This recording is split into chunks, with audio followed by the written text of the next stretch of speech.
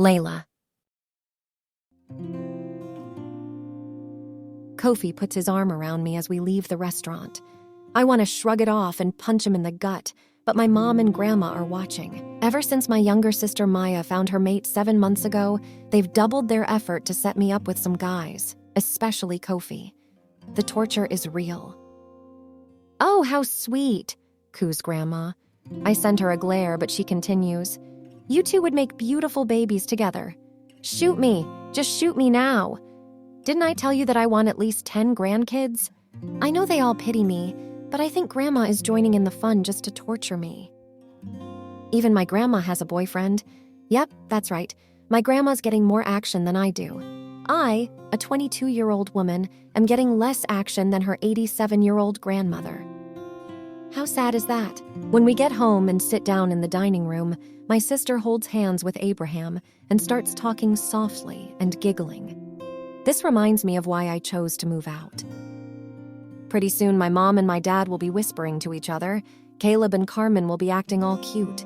It's PDA Central. The only thing that could make this better is Grandma bringing around her boyfriend for dinner next time and starting to act the same way. The image of that sears my brain. "Layla," says Kofi, taking my hand in his, "you really do look pretty. I appreciate the effort you made to look extra pretty for me tonight." "Oh no." I feel cool fingers sliding over the back of my hand and swat them away. Kofi's hand retreats for now, but Carmen peeks around my brother to give me the look. That look. It's the look that would land me in trouble later if she reported me to my mom. We're in a darkened theater now, and I'm trying to concentrate on what's happening on the screen.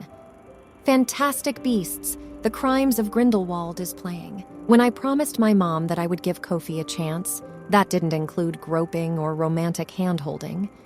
We're having a double date with my brother Caleb and his mate Carmen, of all people.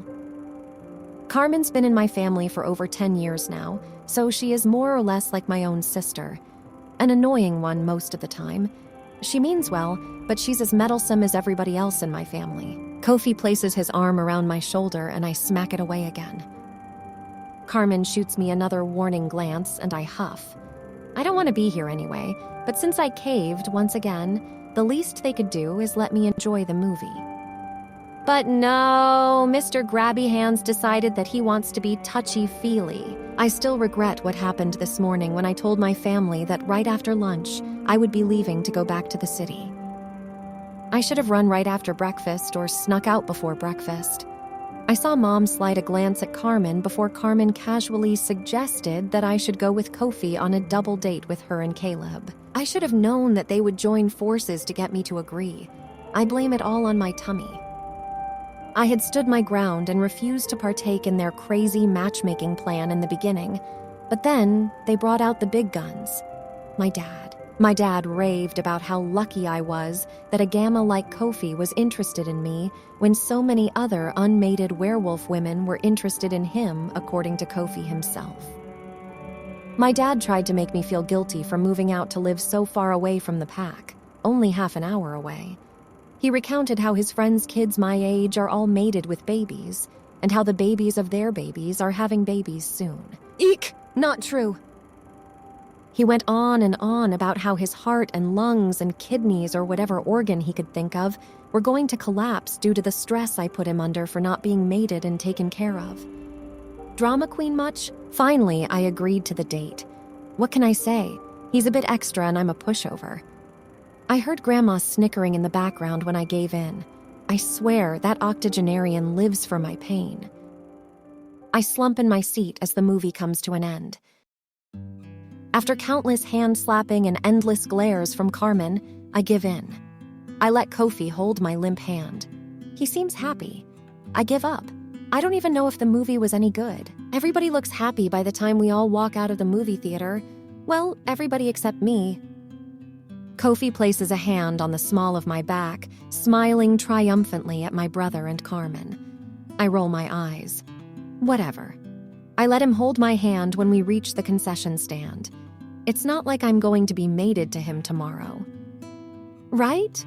Hey, Carmen! Somebody yells from the crowd of people lining up to buy the tickets and snacks. Oh my gosh, you guys! What are you doing here? Carmen yells back excitedly, running to hug her friends. I resist the temptation to roll my eyes again. They're here to watch a movie, obviously. Duh. I bet the last time they saw each other was this morning. This movie theater is in a small town, a neutral zone, just outside the pack's territory. There are many humans and younger werewolves, both from our pack and the neighboring pack, who come here to hang out for dinner, movies, or clubbing. Hi, Kofi, says one of the women there. Hey, Kofi, says another. Wow, he really is popular with the ladies.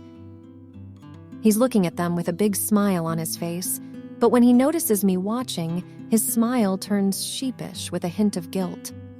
He awkwardly scratches the back of his close-shaven head. Well, he is very attractive with his smooth, dark brown skin, tall build, charming personality, thin mustache and goatee, and that big smile.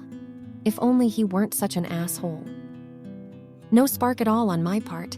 Maybe I'm the one who's broken. Kofi's on a date with Layla tonight, says Carmen proudly as if I've achieved something. The smile on one lady's face dims considerably. I need to go home now, I remind them. I have a class tomorrow. I do have a class tomorrow, but not until noon. They don't need to know that, though. Yeah, I'd better take Layla home, Kofi says. See you later, Caleb girls. You drive my sister home safely, Kofi. Caleb flashes him a warning look. Yeah, for sure, man, Kofi replies, while I give Carmen and Caleb a goodbye hug.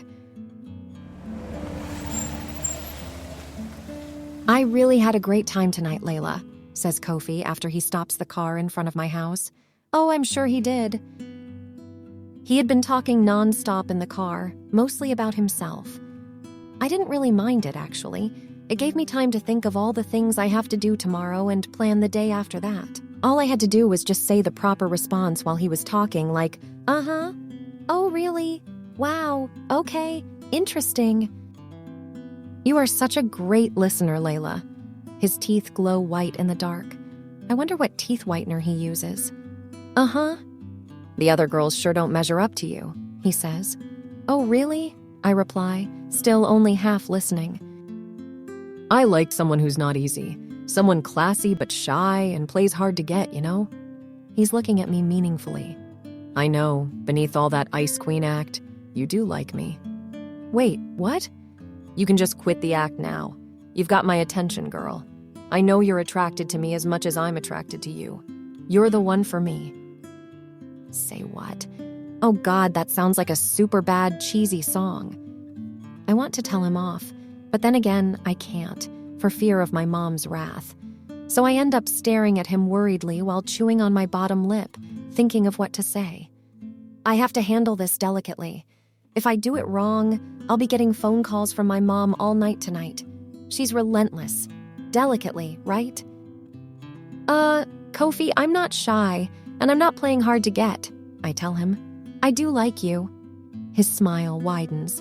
What I mean to say is, I don't dislike you, but I don't like you like you. You know, Suddenly he swoops in. Ick! I turn my face just in time so that his lips smash on my cheek. His hand comes up to grip my chin and turn my face his way, but I smack his forehead, his chest, and everywhere else that my hands can reach. Ow! Layla! Ow! Ow! He yelps. Behave yourself, Kofi, I scold him.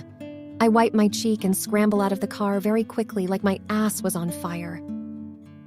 Oh, come on, Layla, don't be like that, he says. Don't you come on, Layla me, I yell at the window before I stomp into the tiny driveway. Sheesh, what has the world come to?